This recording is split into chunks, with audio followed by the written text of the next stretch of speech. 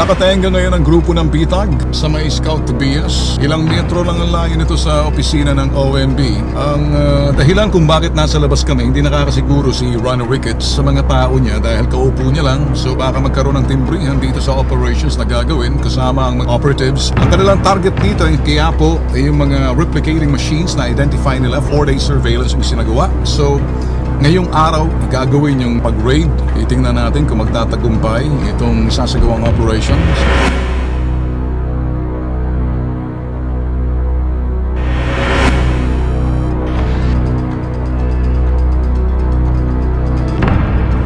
Bravo Alpha.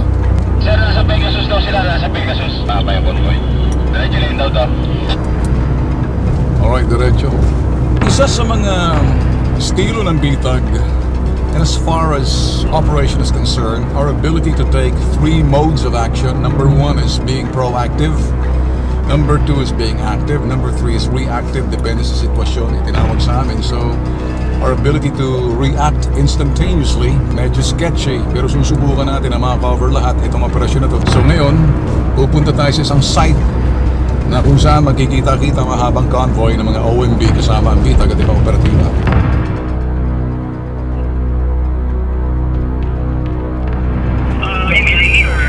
We're just behind you. If you can pull over sana, malagyan ka na isang camera naman so everything will be documented. Everything, every instructions, every directions na gagawin mo, every orders na makuha sana namin. Santo Domingo Church, Santo Domingo. Sa may Santo Domingo Church, tumabi ka tapos papababa ko isang cameraman to follow you. Alright.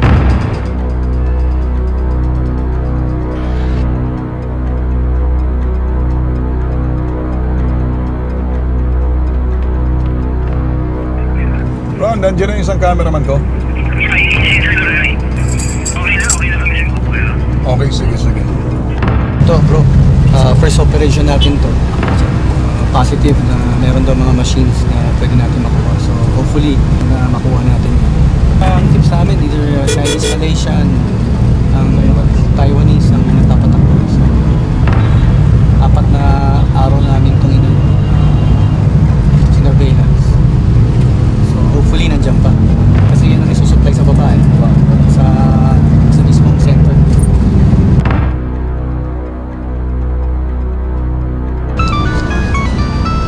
Hello, yes. Po church, nandiyan na kayo?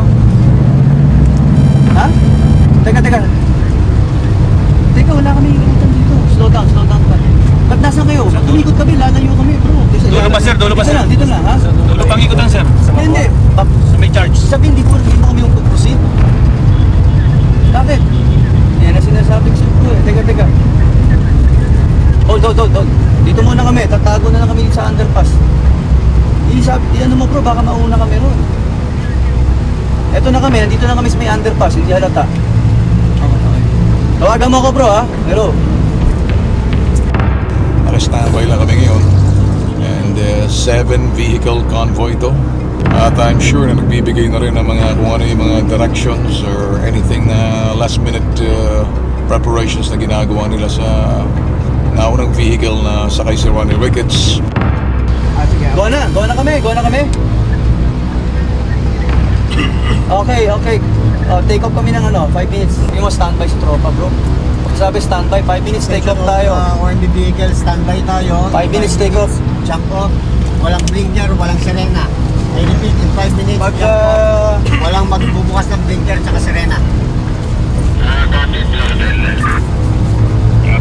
Yan, so run.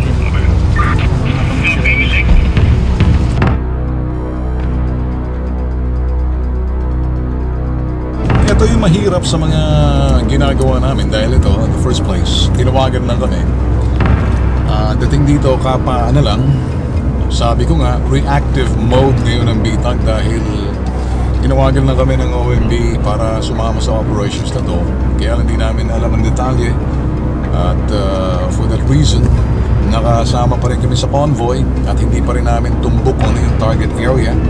So it's more like a coverage to see kung ma-execute ng OMB yung kanilang plano dito sa pag-raid, paglusog, dito sa pinaglulunggaan ng mga replicating machines na na-identify nila doon sa surveillance na isinagawa nila 4 days ago.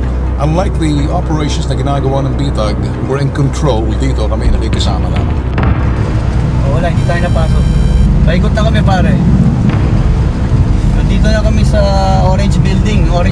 Ito na yung kanto bro. Ito na yung mini stop. Pwede na kami tumake off dito. Arlege. Sagaray Street. Itong kakauna. Arlege sir. Arlegi na to bro. Sa kabila. Sino bro? Saan ka? Papapasok tayo bro.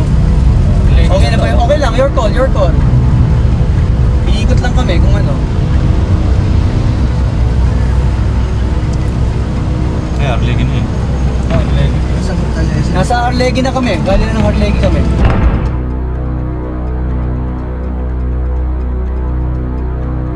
Hindi namin ma-size up kung anong klaseng lugar to. But apparently, from the looks of it, baka magkaroon ng pulasan dito. Titingnan natin kung magbabaan itong mga operatiba. Sasabay tayo.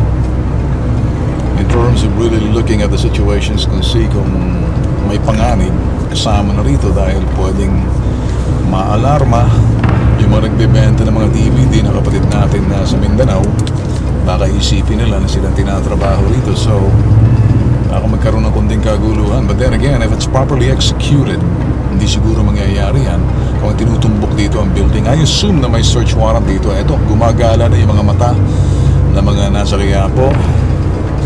Because of the formation ng aming sasakyan, so I can see na parang nakakaamoy sila, palingon-lingon, tinitingnan yung mga sasakyan sa formation namin. So pag tumagal pa kami rito, posibleng mababasa na yung mga movement namin.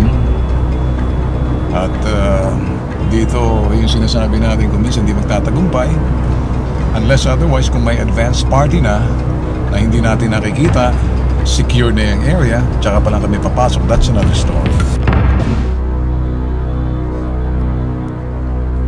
Kung tayo yung Hindi, magtatawag mo yun. ano to? Malaki yung kalbo na yun. Kalbo, ako na yung kalbo. Eh, yung kalbo. Saan? Yung kalbo na yun. Parang may nakakapansin ng ano, itong may kalbo. Ito na, alam na. Ito na, tinuturo na tayo pare. Alam na pare. Dalawang nasa kanto ko, isang kalbo. Ito na, tinuturo na pare. Ito. Saan ito? Sumisilit na. Nasaan na kayo bro? Dalawa na to pare. Pero, akap na natin to kung ano. Ito na, wala na. Pumasok na pare. Nakita na pare.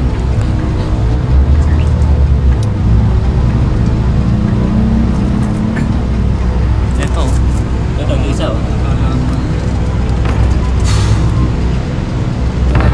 Abort. Let's go. Wala, pas muna tayo pare. Kita-kita na kami ng mga ano dito.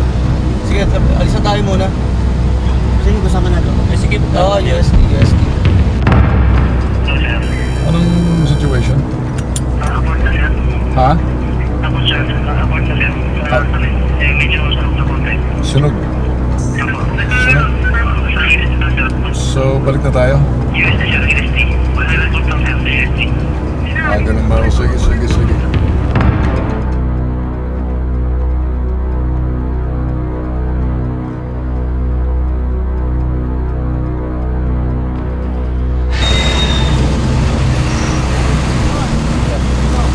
Nasunog sir. Ang umipit sa atin. Ay, wala mo naman. Andun na set up na sa lahat sir. It's okay. Pares, tagal, I was there last night. It's okay. You can do it again next time. Four nights. Kasi we have another one, Caloocan. Nakalusot yun. Tapos this one was hoping to get this one. Nangyayari talaga. Sayang. It's okay. We can always go back. Thank you, sir. Thank you. Tara.